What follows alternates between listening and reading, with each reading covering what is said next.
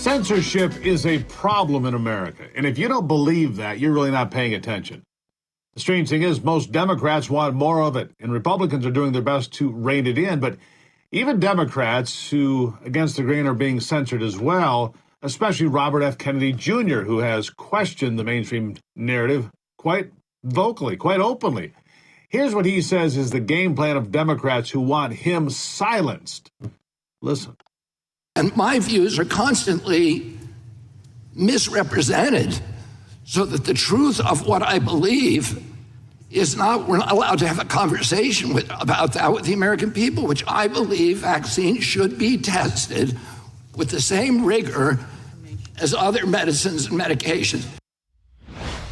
Well, hundreds of Americans have similar stories. One of those is a nurse who says she saw some terrifying things happening in our medical institutions during the height of the pandemic. And she was kicked off pretty much every social media platform you can think of because she had the guts to speak out, to tell the truth. Joining me live now, Erin Olszewski, or Nurse Erin as she's well known. Erin, thank you for being here. Yeah, thank you so much for having me. Well, let's talk about your story. First of all, let's talk about some of the things you saw, some of the things you tried to share with the world and say, look, this is what I'm seeing. Here's the truth. You're a nurse. You're a nurse in what state? You don't have to be too specific. I'm not trying to get you into hot water here, but just tell us your story a little bit about what you were doing and what you were seeing. Yeah, so I live in Florida, and, at the height of this pandemic, very early on, our hospitals, we had patients trickling in. A lot of the nurses were furloughed, and I've not traveled prior to this, and, the opportunity presented itself. I wasn't scared, they're calling it the front lines, and I wanted to go help.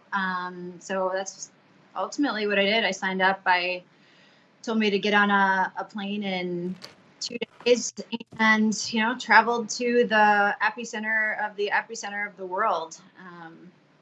I guess kind of like that's where my story began and has kind of changed my entire life, since then. It's been kind of a fight or flight nonstop for the past, 3+ years now, just trying to fight for my patients, and the patients that died unnecessarily in hospitals.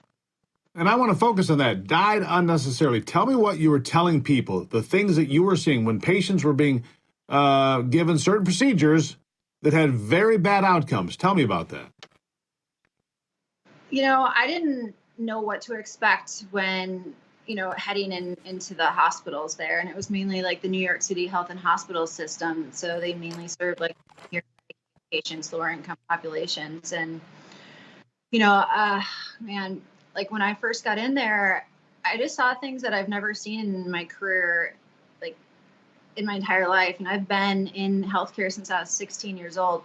And, just the IV poles outside of patients' rooms, so my colleagues didn't have to go in and out, and nothing made sense. Some of these patients, I walked into the rooms, no one had touched them for 2-3 weeks. And I knew that because they had feces right up their backs and bed sores, all the way. You could see their bones at this point. They were being completely neglected. And I was actually in shock, got back to the hotel that first night, and I just broke down. And I'm like, I can't be a part of this. But at the same time, but this is my job, nurses are mandatory reporters. And if we see something happening that's unethical, we have a legal obligation to report it. And, I tried going to my team leads. I tried going to the administration. Everyone just told me to shut my mouth. So I took it to the next level. And I contacted some attorneys there and decided to go undercover. Had spy glasses, sent to me, some audio, electronics and that, just to start recording. Because at that point, what was happening, no one would even believe it. So I knew I had to get proof. So I ended up starting to just go undercover the entire time, and I didn't tell a soul. So they would just basically dismiss you. That's not true. You're not telling the truth. I mean, isn't it remarkable how the sheep just all get in line when they're heading for slaughter? They didn't care. And then, of course, the censorship portion. You're out here telling the truth. You go undercover. You get videos. You have the proof. But instead of being rewarded as a whistleblower and protected as a whistleblower, you were targeted, right? I mean, they don't want the truth, and they never did want the truth. And that was part of the reason that, eventually, I got kicked out of there. And I knew, like, at that point, like, I was already there. I think it was like almost 6 weeks, and we were working 12-hour shifts every single day with absolutely no breaks. And by the time that they were like kicking me out, I was ready to go. I didn't know if I could like take it, like, just mentally. But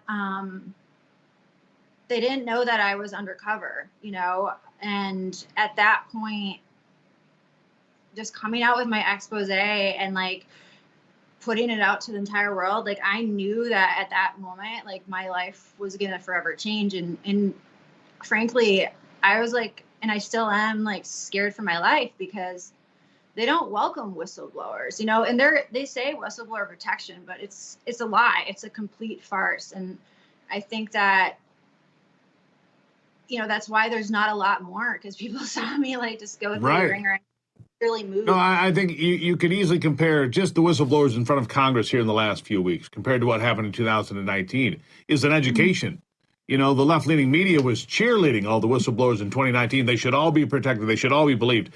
This time around, when there's whistleblowers that don't flatter Democrats, that bring real problems to the Democrats, all of a sudden they're the enemy. They cannot be believed. They're so-called whistleblowers. And see, you were smeared the same way. You were a so-called whistleblower, even though you were right there watching it with your own two eyes, with, video recording devices and everything. Where can people find out more about your story? I think it's an important one, Aaron. I do think that people need to read, see, and hear more of you and your story and your testimony, really. Where can they find it? My website is nurseaaron.org. And then I also wrote a book, and they won't even allow it on bookshelves. So people can get a signed copy from me on my website, or you can go to nursewhistleblower.com directly. But yeah, and you know what? This isn't a left or right thing. This is a humanity thing. And, they can spin what happened in the hospitals any which way they want. But at the end of the day, they didn't care who they were murdering. They just wanted, the numbers, and they wanted control of the people. And it's ultimately we the people. Yeah. And you're in Queens, New York. What's the name of the book? The Undercover Epicenter Nurse. There you go. Nurseaaron.org. Guys, go find it. Listen to the story. Support her, our true whistleblower. Nurse Aaron, thank you for being here. Thank you so much for having me and sharing my story. Really appreciate it. I mean, if you don't believe censorship is real and really dangerous, you're really not paying attention. Coming up after the break, Joe Biden says that he was a civil rights activist who was repeatedly arrested. He's been an award-winning student who earned 3 degrees, and he used to drive an 18-wheeler. Right. We're coming up with all those stories and more on ABL.